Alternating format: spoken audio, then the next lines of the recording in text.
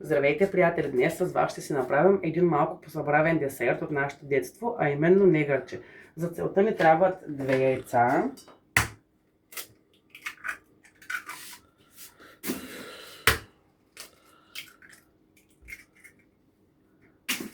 една чайна чаша захар и разбиваме добре с миксер.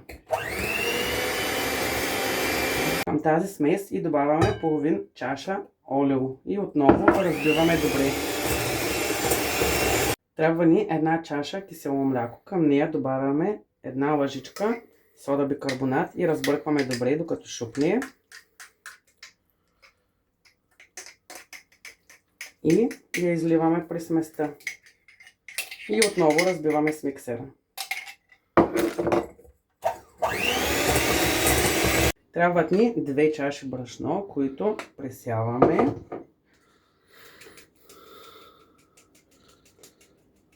И разбъркваме поетапно, не ги добавяме наведнъж. Към сместа добавяме и 3 супени лъжици какао, които отново разбиваме с миксера.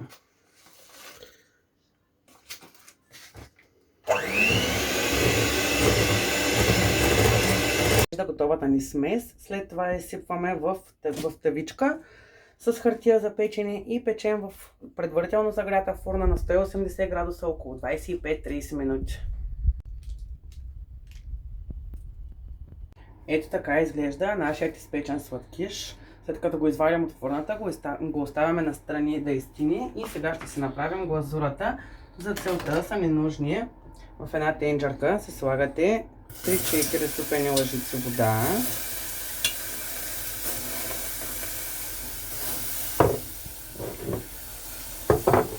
три супени лъжици захар,